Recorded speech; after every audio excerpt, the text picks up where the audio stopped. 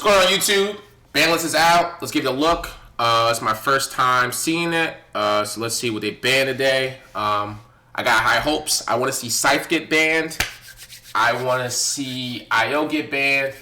I want to see get Protos banned.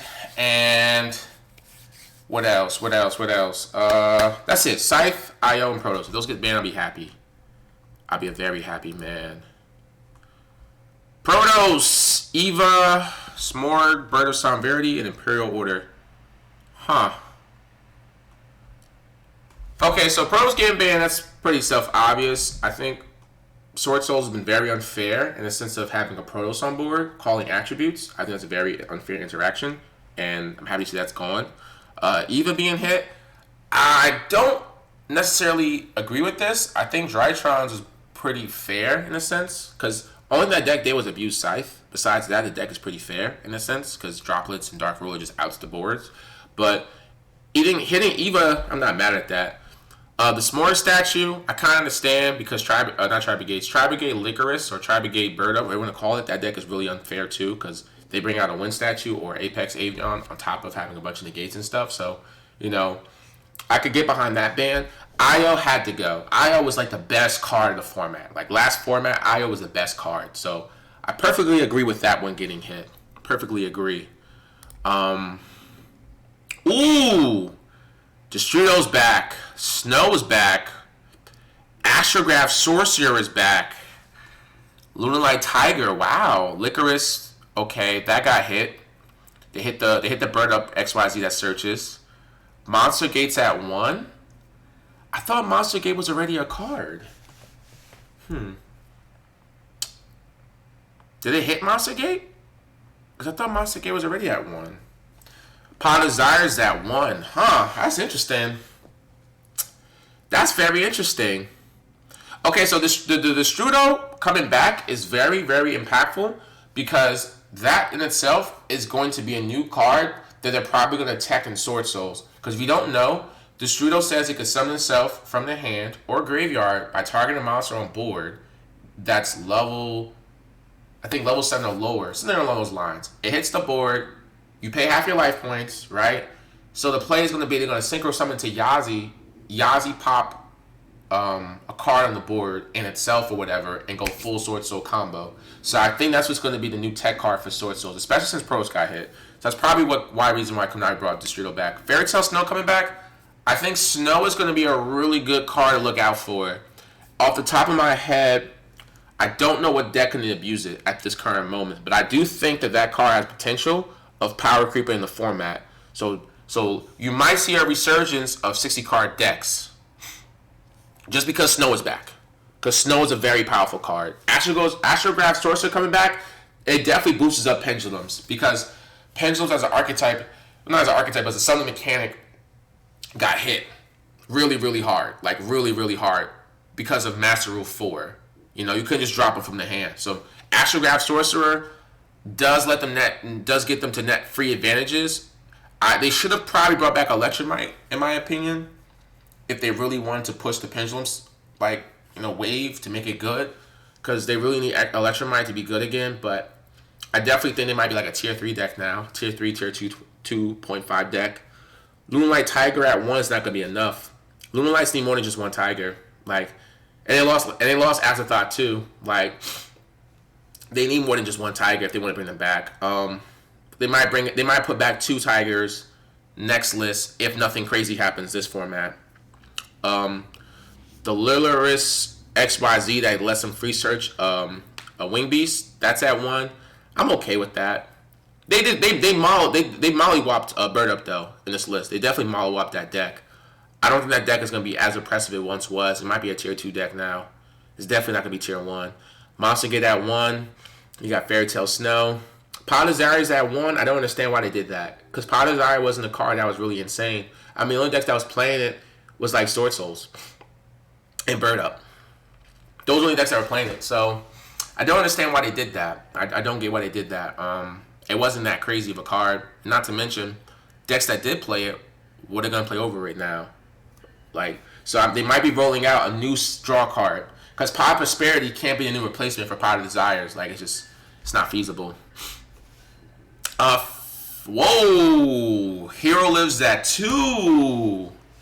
Fusion Desi's at 2. Nadir Servant's at 2. Salmon Great Circle at 2. And Scapegoat at 2. I'm watching that Hero Lives at 2. That's the biggest one for me.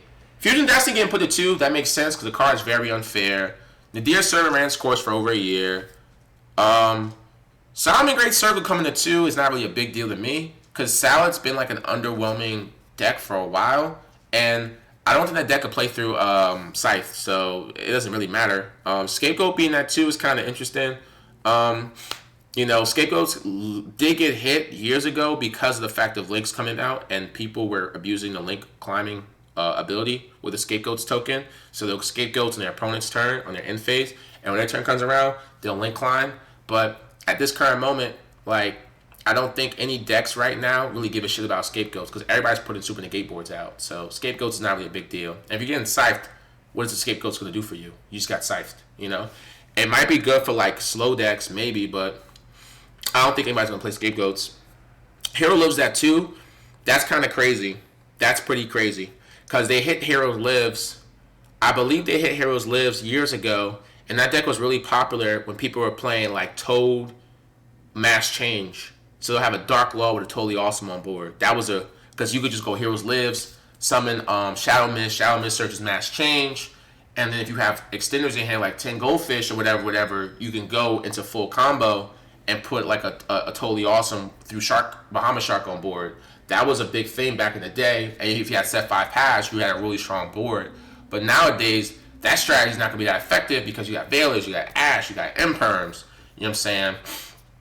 People main decking Gammas, people got Nibiru, so I don't know how heroes are gonna really be I feel like the Hero Lives is more for hero support because I did say I think it's stupid that Fusion Destiny was intentioned for heroes, but yet everyone but heroes is playing the deck and is being successful with it.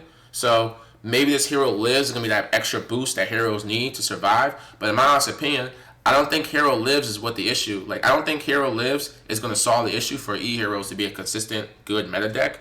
I think what they really need is an answer to Dark Ruler and to Nibiru. That's what they really need.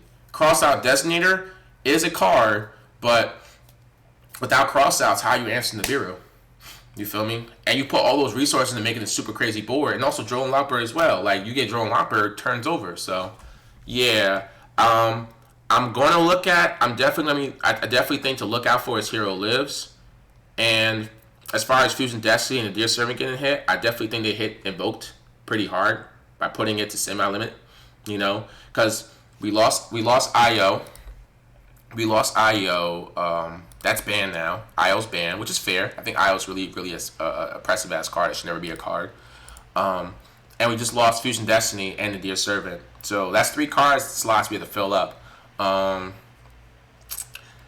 off the top of my head, I'm not sure if we're gonna throw in some more hand traps or some more interruptions or something like a back row card or whatever to fill up that spot. Maybe more extenders. Who knows? Maybe we'll go hard into the Endear package, play more Maximus or something. I don't know, but that's something to definitely look at.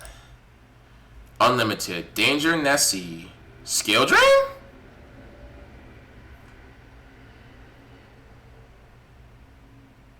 Skill Drain? Is this real? Hold up.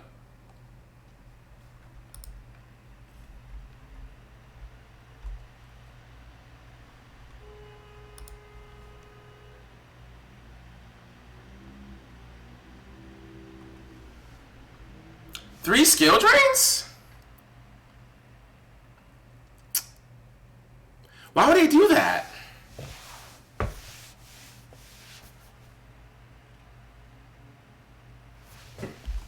Three skill drains, 3 Regekis, 3 emergency teleports, 3 perform Pal Skullbat Jokers, 3 Red Eyes Metal Dragons, and 3 Nessies. Like all of this doesn't matter. Why is this card at 3? Why do we have 3 skill drains? It's so funny too because I was playing Master Duels for the past week or so, kind of casually, and I peeped that everyone's playing Skill Drain Edelich. That's really what it is, because Skill Drain's at 3 in that game. And I said, this is the main reason why I don't like this game, is because playing through skill drain, Vanity's Infinite, all these other floodgates is really real annoying. I don't understand why Konami would ban Protoss, IO, and then give us 3 skill drains. Because if you're gonna give us 3 skill drains, you might as well just keep those cards. Because they'll just get skill drained. Like, you feel me? Like, what's the point? That's really weird.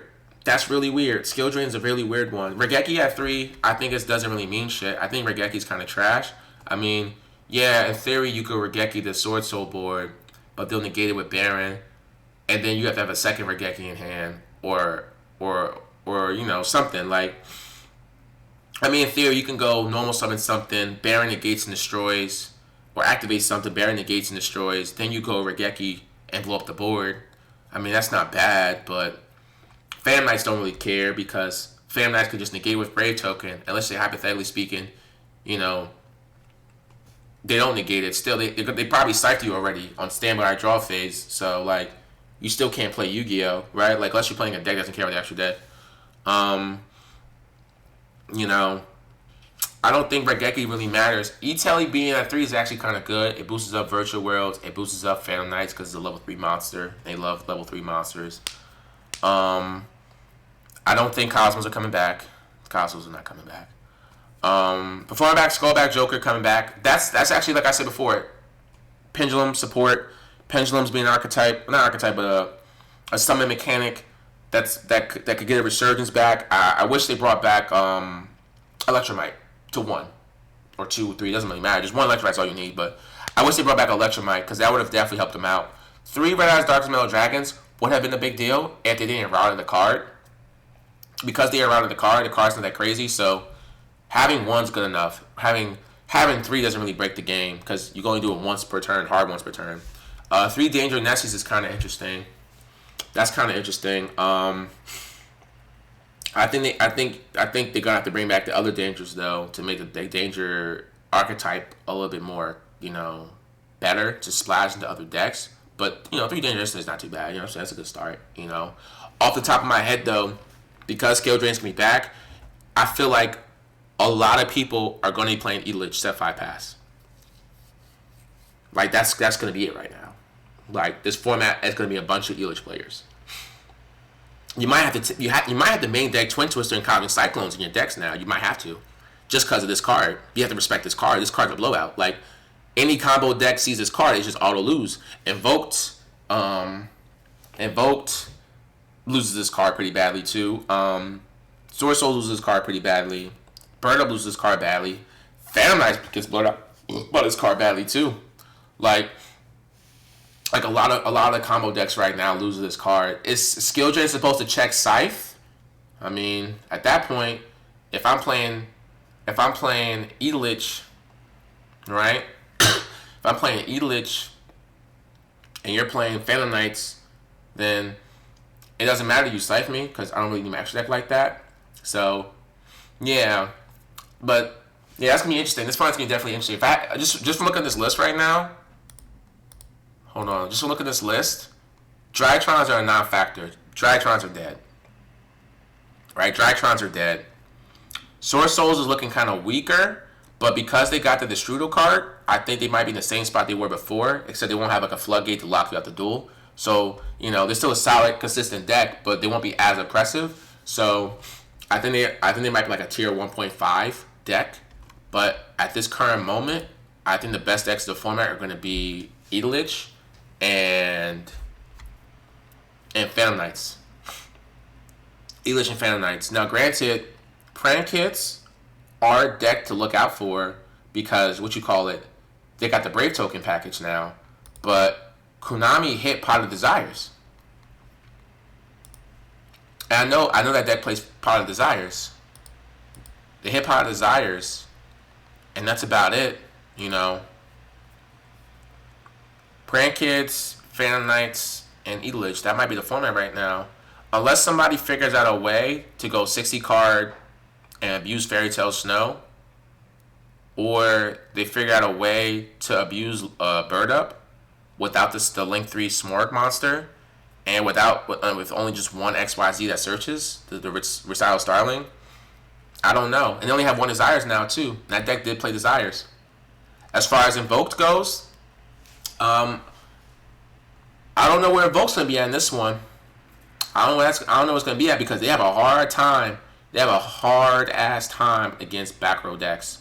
So unless the deck starts main decking board wipes like Heartbeat Feather Dusters, Twin Twisters, Cosmics, Lightning Storms, like, you know, because it already has a hard enough time against Scythe decks. Like, Scythe decks already shits on its decks as is. Oh. Yeah. Sorry about that. So, yeah, Invoke is definitely going to have a hard time in this format. This might be a 2-3 deck format. This might be a new trendy. They just moved the last Triforce out and they're putting a new Triforce in. I don't know how long they're going to stay, though, because new decks are going to be rolling out pretty soon. And if these new decks roll out, they might power creep the current powerhouses. I do think that Sword Soul is going to stick around for a while. As far as Edelich, I don't know about that one. Edelich might be the biggest contender, because if you play Scythe Edelich with the whole Cyber Risk Monster starter card, 1-card combo package, you go full combo, you Scythe your opponent, then the next turn you skill drain them, and you go Golden Lord, Send, this and the third. Like, that's pretty strong. So if I were you, I would definitely buy Edelich cards. I would definitely invest in some Edelich right now. I would invest into Anacondas. I would invest into Fusion Destinies. These are the cards to invest to right now, because they're going to be sticking around for a while. For a long while. Yeah. So that's my 3 best decks of the format. It's Edelich. It's definitely going to be Edelich. It's definitely going to be Phantom Knights and Prankits, because that Brave token stuff. And mind you, Prankits could just tribute, pop, blow up the whole board, and get rid of that skill drain. Prankits don't really care about skill drain, to be honest with you, because the deck could tribute itself. Because skill drain says negate cards on field, so Prankits can activate their effects, then tribute themselves to dodge the skill drain. And then if they go into the Link 4, if they go into Link 4, blow up the board, game's over. So they don't really care about back row decks. And they could grind with Edelich too. They can also grind. So if Edelich doesn't get into the skill drain, they can put that little lock on port that says can't be sure by battle, can't be sure by card effects. And that's when it gets really tricky for them. So yeah, those are definitely going to be the 3 best decks of the format right now, just from what I'm looking at. Yeah, this is my ban list reaction video. If you liked it, please like, subscribe, comment your thoughts on what you think the best decks of the format are going to be. Let me know. Hey, I think that these decks didn't get hit as hard as you think it is. Like, tell me if you think that Bird Ups is still going to be relevant and still be a #1 contender. Tell me why in the comment section. If you think Invoke is still going to be a contender, tell me in the comment section. Flunderees, before I let this video go, Flunderees, they are getting support. They don't care about Scythe, but they definitely care about skill drain. They damn sure care about skill drain. So going second as a Flunder player into Edelich is going to be fucking hell as is, because if they're playing the Zombie World package, you just lose. You can't tribute summon. You know what I'm saying? So that right there, like, I don't know. Like, I have the Flunders in my bag, you know what I'm saying? I keep it on me at all times, but I don't know. That skill drain got me thinking right now. Like do I gotta play 3 Cosmic Cyclones in the main? You know? Because Flunders is a 2-card combo deck. It can be 1-card combo if you open up Rabina, but everybody knows Rabina by itself is not going to resolve. You need some type of chain blocking, or you need some type of follow behind it, because Rabina's going to get Veiler, Ash, or Imperm, or Chalice, like, even Dropless. Like, there's like 5 different ways that Rabina is not resolving. You know what I'm saying? Now you threw Skill Drain into the mix. So I don't want to mention Flunders as one of the best decks of the format right now, because there's just so much hand traps that were in the last format. And this new format, if it's getting more control-y, right, hand traps might get substituted out for board breaking cards like Lightning Storms and Dark Rulers and Droplets. Because if people just want to see the board breakers to break the board and kill people or establish their own board, then that probably gives Flunders a chance to play. Because then in the grind game, that's their formula. That's what they want to be in. But if you're not playing a grind game format, and this format is very similar to the last format, where everyone's playing a bunch of hand traps, then they're not going to have a good time. They're not going to have a good time. But I'm Cody. This is Plus Guys Gaming. This is our ban list reaction video. I'm out. See you next time, guys.